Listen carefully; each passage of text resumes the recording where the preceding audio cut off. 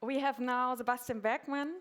Many of you will probably know him because I guess all of you here who are here have already written some PHPUnit tests. Am I right?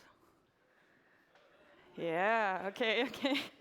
So let's see what we all don't know, maybe, and can improve on our PHPUnit test. So give it up for Sebastian.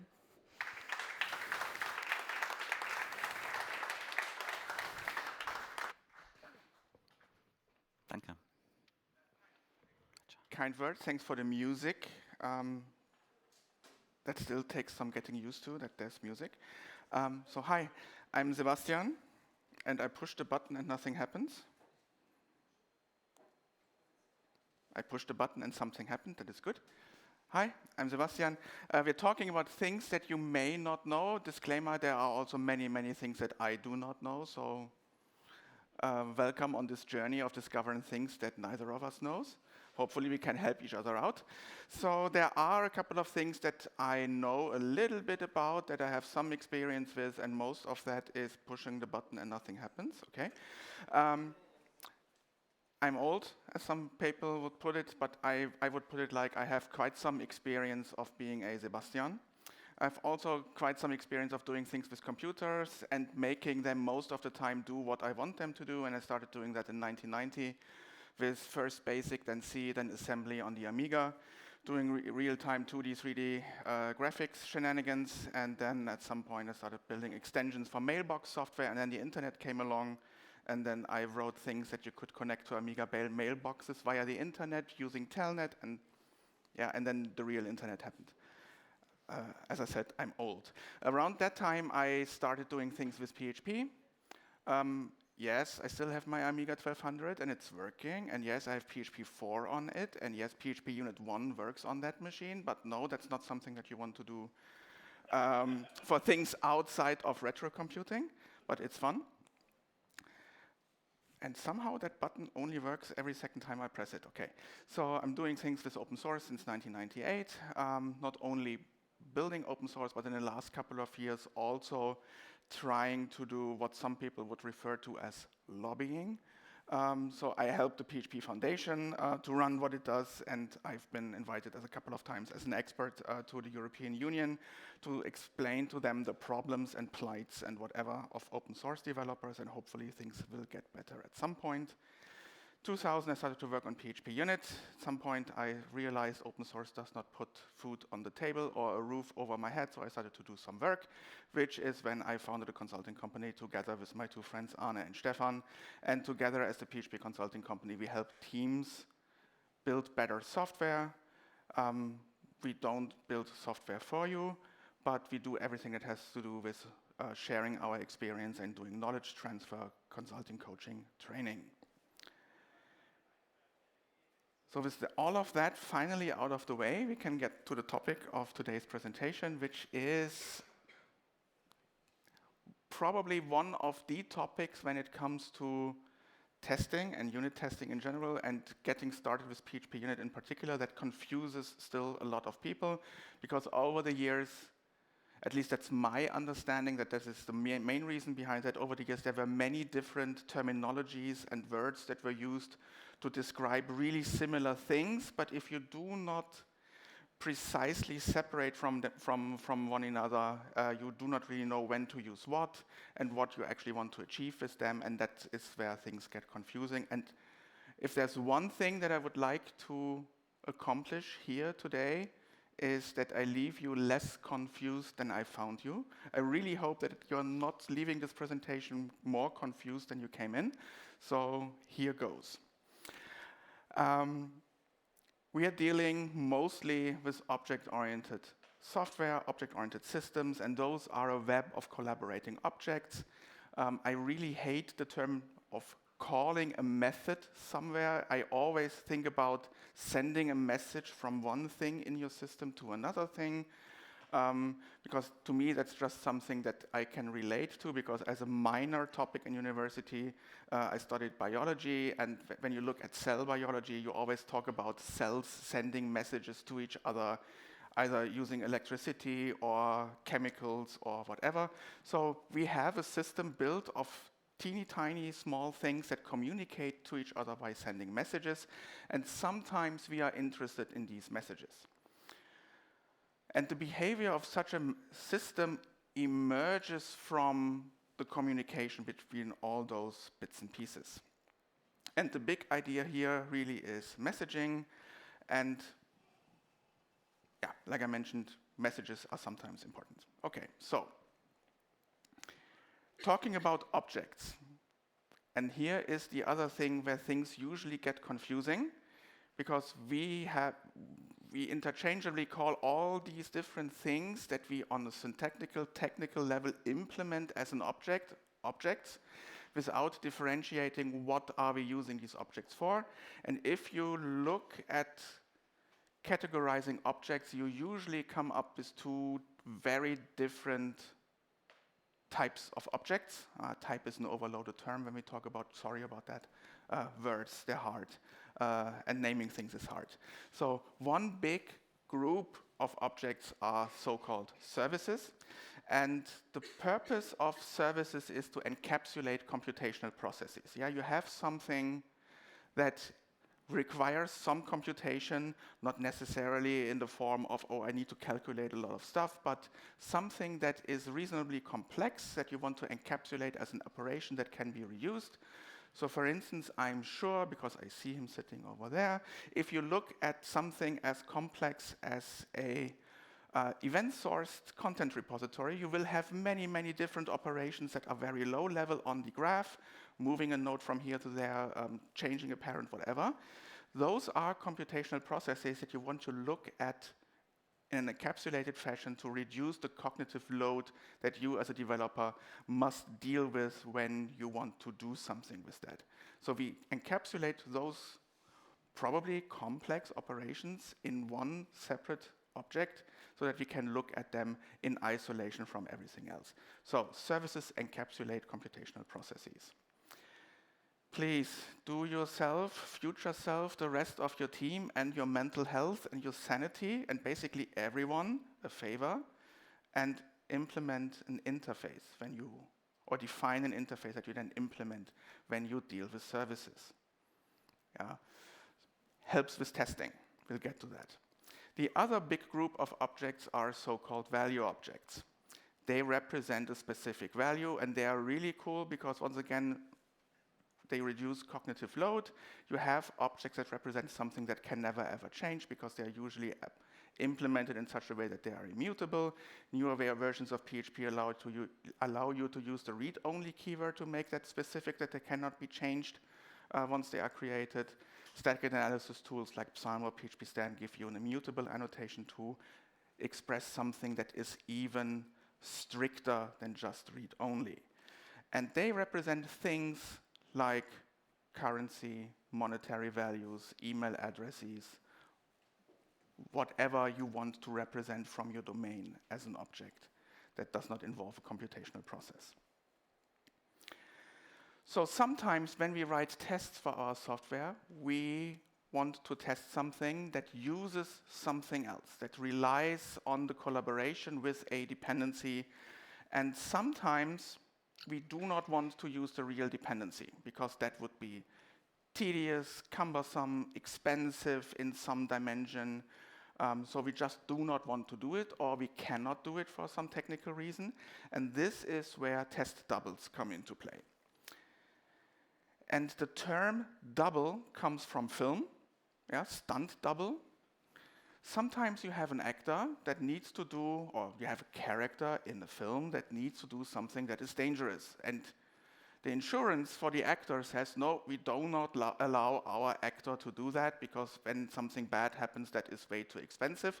So we use someone who looks reasonably close enough to the expensive actor, and when something happens to him or her, yeah, tough luck, that's bad for them and their family, but we as movie company and insurance company care much more about the other stuff. And allegedly, Harrison Ford got more money for Star Wars Episode 7 from his insurance company when he had a door land on his foot and he was injured for a couple of weeks on set than he got for actually acting. I don't know if that's true, but I found it funny. So you do not want to get the real Harrison Ford injured, right? So you also do not want to even touch the database or some other external system that is tedious to work with, expensive to work with, when you just want to test the core of what your software is about, your domain logic. Okay. So over the years, and this is where some of the confusion comes from, in different programming language ecosystems, in different testing stacks and frameworks, very similar names came up for very similar concepts, and there was a really language confusion, naming confusion that was not very helpful. And then Gérard Mézarot came along and wrote a book about XUnit test patterns, and he looked at dozens of different testing frameworks and categorized things and gave them consistent and canonical names. And when it comes to test stubs, he came up with 5 names, most of which we do not need to worry about today. One of those is dummy object, one of those is test stub. Test stub is an object that looks like the real thing, where you can configure the behavior of the real dependency in such a way that it behaves how you need it to behave to test what you currently want to test. A test spy is a little bit more than a test stub. It keeps track of which messages were sent to it, which methods were called on it, and you can query it. Has this method been called? Yes, no. Depending on the answer, fail the test or let it pass. If you make that a little bit more convenient and tell that test spy upfront, hey, for this test to be successful, I expect that this message is received with these arguments and so on, then you have a mock object. And probably the largest thing of those 5 is a fake object, which is a real implementation of an interface that defines a computational process that you write by hand, for instance, an in-memory implementation of a repository where you would have a real-world implementation that talks to the database. So you have something that you can use just for testing that is really quick, but correct enough and good enough and close to the real thing enough that you can actually work with it. For today, we focus on test stub and mock object. So a test stub is something that looks like the real collaborating object, and looks like means it passes all type checks of the programming language. If you have a piece of code that says, I need an instance of that interface to properly work, and you want to test that, then you can use a test stub of that dependency, pass that in using dependency injection, and test what you are interested in. It looks like the real thing that you're replacing with the test stub. It can be configured to behave in a certain way, and behave means you either configure a return value that is returned when that method is called, or you can configure it to throw an exception when that is called. I'm leaving out edge cases like stubbing and mocking methods that have a return type declaration of never. Those are funny and tricky. We'll leave that out.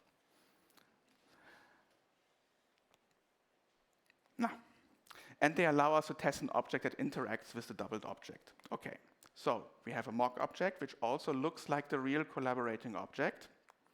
Can be configured to return a value or throw an exception, and until here, it's exactly the same thing as a test stub, it's just something more, because it can be configured to expect messages, method calls. So mock objects are used when you are interested in the communication between 2 objects. Test stubs are only about isolating the object that you want to test from its dependencies, and mock objects are used when you want to observe, verify, test the communication that is going on between objects. And I hope that becomes a bit clearer when we look at examples. So talking about examples, this is from an example application that I once wrote during a test-driven development training. We are in an event source system, and we want to test that something happens there. and we want to test our cell-good command processor, and that has a dependency on an emitter and on a sourcer. So what we do here is, and this shows the evolution of like how stubbing and mocking looked like 25 years ago when it all started or restarted, depending on who you ask. We use inline syntax using an anonymous class to say, hey, I need an implementation of market sourcer, and I implement the source method that it requires me to implement in such a way that it returns this hard-coded value. Market is a value object. And then I can test what I'm interested in, and I can rely on the fact that when the object that I'm interested in, that I'm testing, calls the source method on the market sourcer, it will be this value that is returned. My test assumes that. My test expects a certain outcome when this happens, and this allows me to test that. And this is a handwritten anonymous class to achieve test stubbing. I can easily add a couple of more lines of code to keep track of how often was that method called, with which arguments was that called, and so on. And for instance, use that to implement a handwritten spy for testing something that is called a writing event subscriber, which has a dependency on event writer. And here I cannot test what I want to test by just looking at the return value of a method call, or whether or not an exception was raised on the method by the method that I'm testing. I need to observe a side effect. And the side effect that I need to observe is when I call a method on that object that I'm interested in, does that object call a method on this other object? And that is my indicator that my software that I'm currently testing works correctly.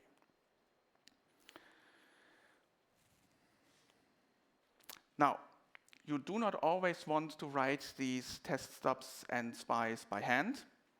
Good news, PHPUnit can help you with that because it has a built-in functionality to create test stubs and mock objects dynamically, so you do not need to implement them manually.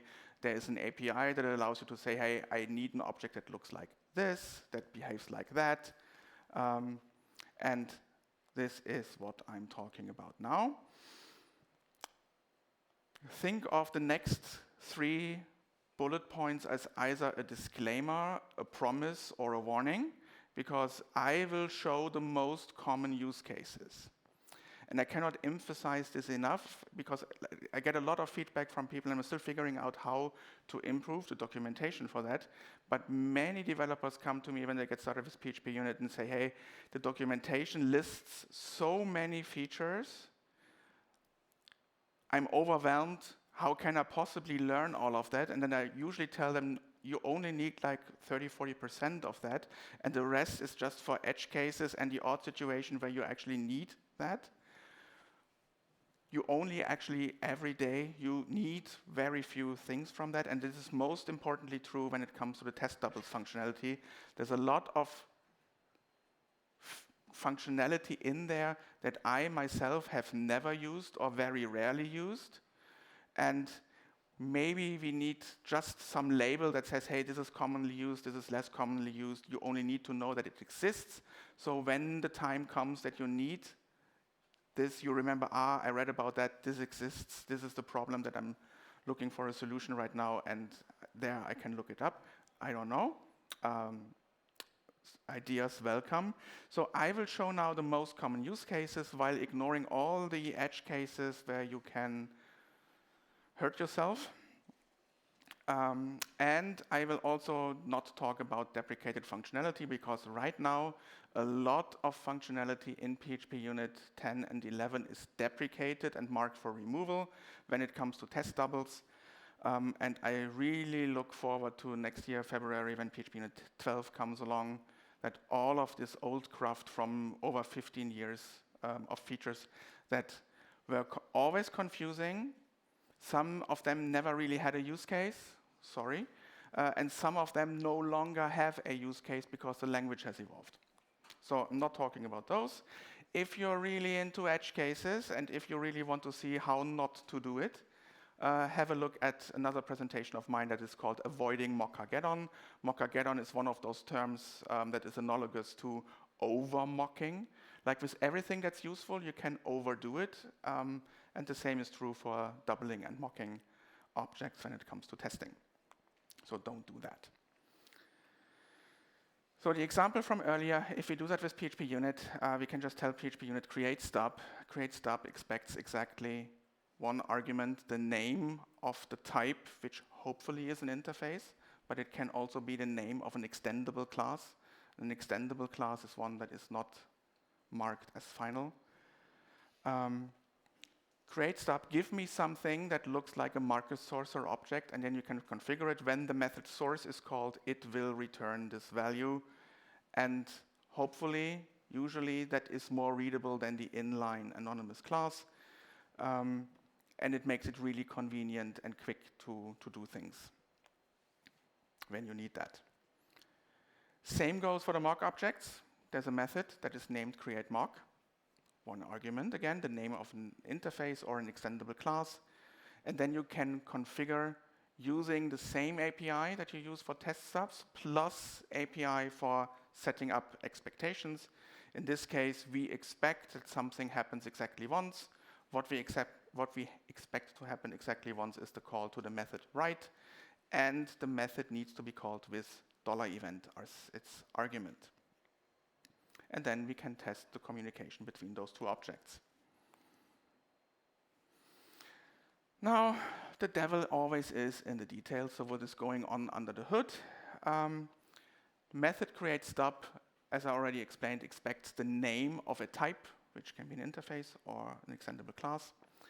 And it returns an object that is of two types.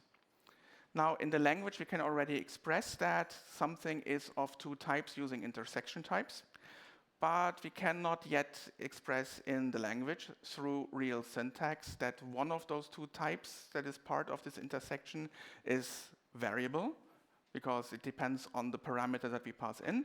But thankfully, we have this annotation syntax that we can use. This is a so-called templated type, and templated types are supported by PHP Stan, by Psalm, and most importantly by PHP Storm. So PHP Storm knows by looking at this, in the test code, Sebastian has written create stub. Create stub returns an intersection of PHPUnit's interface stub, which declares the configuration API for the stub behavior, plus it is also of the type of the interface or class for which the name was passed in that $type argument. And that is really useful. And so far, I have to be honest, this is so far the only use case where I'm working with templated types, but I'm really happy that this works, because that makes working in the IDE with PHPUnit so much easier. And what can we configure? So this is the example that we have already seen. We have create stub, we have the interface name, method do something will return value, and now every call to do something will return this value. Will return accepts a list of arguments, so you can configure multiple different, a sequence of multiple different arguments that are returned one after the other. So now the first call to do something will return value, the second call to do something will return another value, and subsequent calls to do something will return null. Because as soon as you define more than one value, the assumption is that you assume that this method is only called the number of times for which you have configured the values. And yes, that is an implicit protocol, and that is really bad API design, but somewhere along the way, over the course of the last 20 years, that has happened. And this is not something that I dare to clean up, because too many people rely on that. Sorry about that. There's also will throw exception, so now every call to do something will throw a runtime exception, which is useful when you want to test error conditions.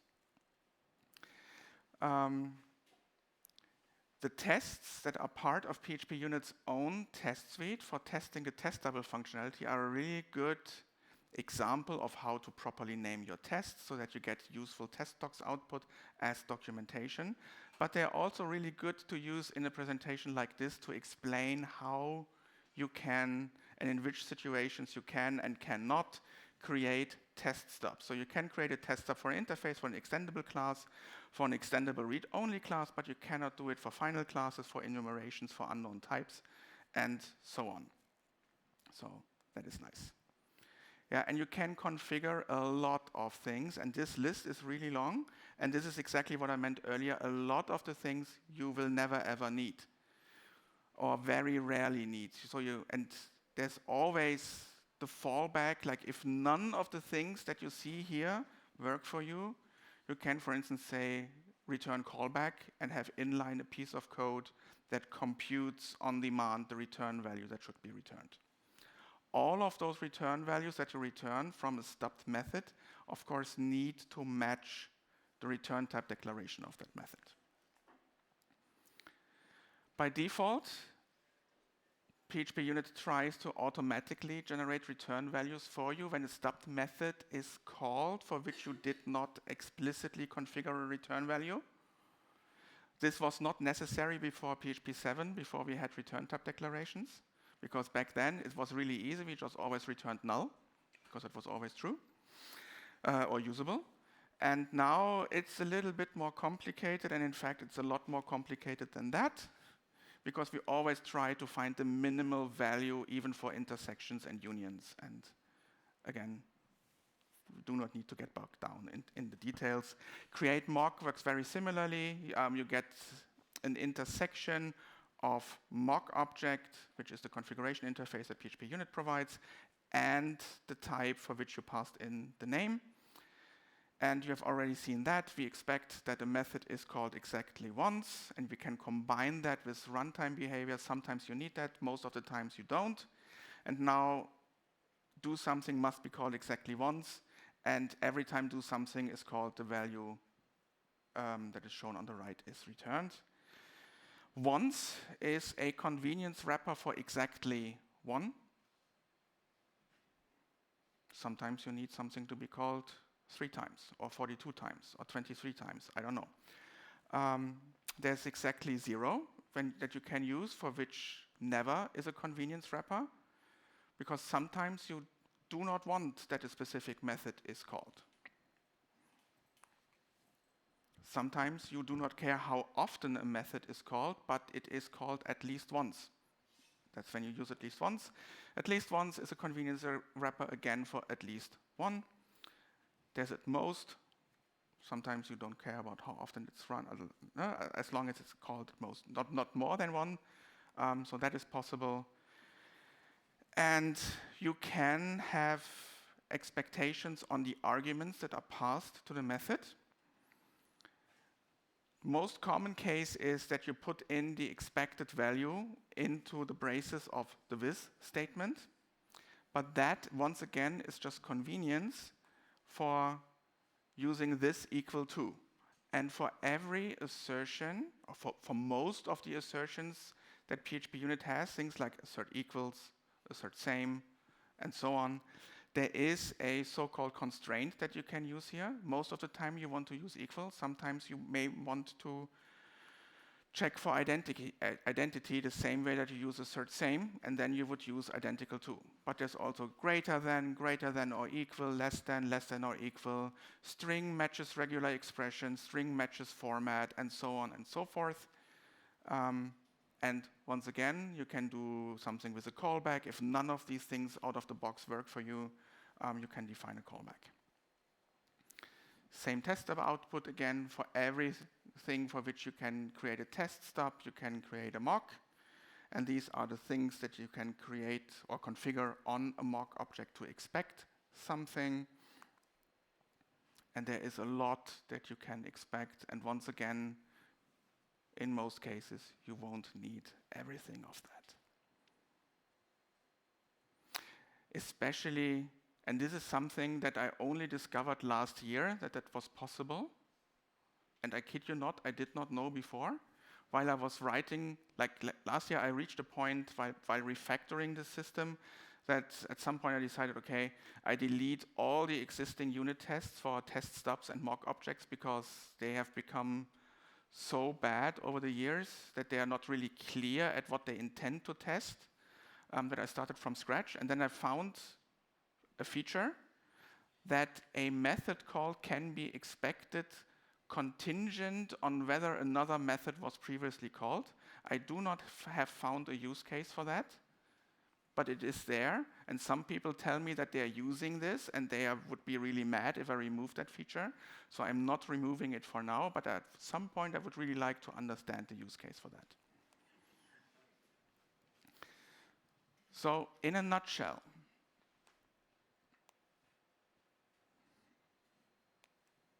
services. Services implement an interface that can be doubled. We use a real implementation of the interface when we want to test this real implementation. Yeah, think of something like I have an interface named, I don't know, user repository. And that has a couple of methods for retrieving a user from a storage backend and for storing a user object back to the storage backend. And then I can have a real implementation that does something with DBAL or something else to write that to a relational database and read it back from there. I could also have an implementation that just serializes that to JSON and puts it into the file system and reads it back and unserializes it from there. That's the beauty of interfaces. I define a contract and I have multiple different implementations that fulfill that contract. And when I want to test one of these concrete implementations of that contract, I use the real implementation of the object of the interface, because that is what I'm interested in. That is what I want to test. We use a test stub of that interface, something that looks like an implementation of that interface when we want to test a component that depends on this interface and we want to isolate it from any real implementation of that interface for our testing purposes. We use a mock object of the interface when we want to test the communication between those two objects. When I'm really interested in, are the right messages sent between these two parts of the system? Maybe I have a logger interface somewhere that I can attach to a couple of interesting objects in my system, and I want to test that when I do something on that one object, that the right log message is sent somewhere.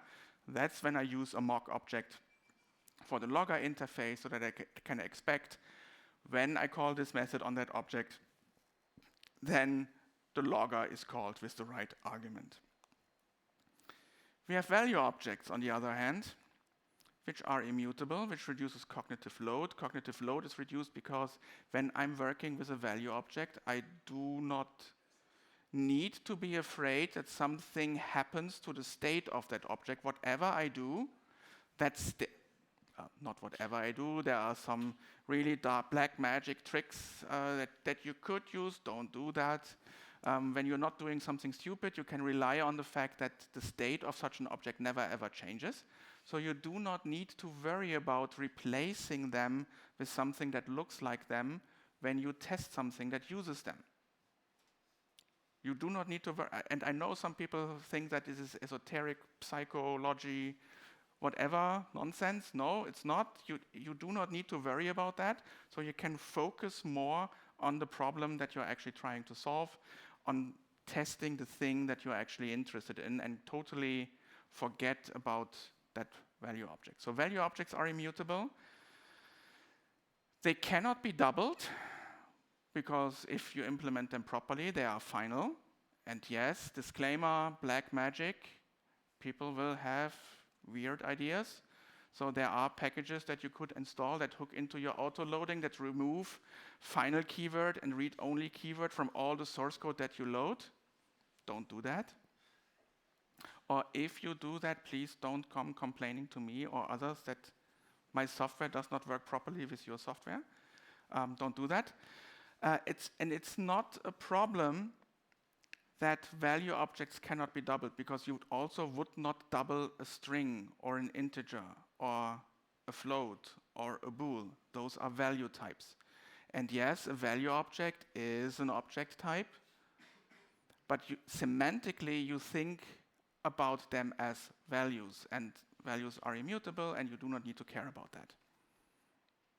Okay, so now there's the big question. Are you now more confused than in the beginning, or did I manage to clear up some of the confusion? I really hope the latter, either way. I'm almost done with the presentation. Some add at the end, if you allow. So my company does regular things called a Tester's Corner. That's like a 45-minute session every month where I bring a topic related to testing and we can discuss that. The next one happens in a couple of weeks from now, and on June 6th, actually. And there we deal with testing, randomness, and time, which is sometimes, interesting. And Tester's Corner is part of the education flat rate that my company offers, 200 hours of interactive live training every year for a monthly fee, and you can attend all of that, and it's shareable with all developers in a company if you're interested in that. I have some codes that you can use to get free access to the next Tester's Corner. And I also brought PHPUnit stickers, so if you're interested in stickers, take a sticker. Thank you.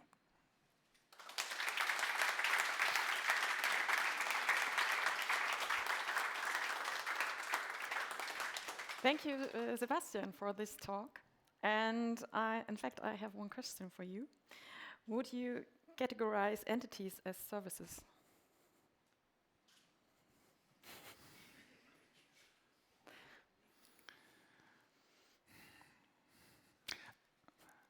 I'm taking my time because I really want to avoid the obvious and usually it depends. So I do not know how you implement entities. So most of the time they are implemented as sort of a hybrid, like they have data and they have some operations that work on that data, but they also have operations that store that somewhere and store it from somewhere and load it again from somewhere else. So that would be, if that's the case, then that would break single responsibility principle, and then it would be somewhere in between those things, and it would be really messy. So I would not know how to deal with that. Okay. In a clean and proper way. I hope that is not the case. Thank you. This was, in fact, the only question I had in the app. But maybe some of you have some edge cases, which you talked about, and want to dive into in person. And give you some examples for the documentation. That would be great if any of you can think of that. You know, and documentation, writing. And maybe somebody wants to take over writing the documentation. Yes. That would be awesome. It's always hard. We know that. Not because I do not want to do the work, but because I know I'm the worst person in the world to write the documentation, and yet I'm the only one right now willing to do that. And I keep forgetting things when I document new features because it's so clear to me. So it would be better if somebody did the documentation that is not me. And probably provide those edge cases. Yes. You can't document because you don't know them. Exactly. So thank you very much for being here. My pleasure. And we have a present for you also. My assistant is here. Is he not a great assistant? Yes, thank you. Thank you. Thank you.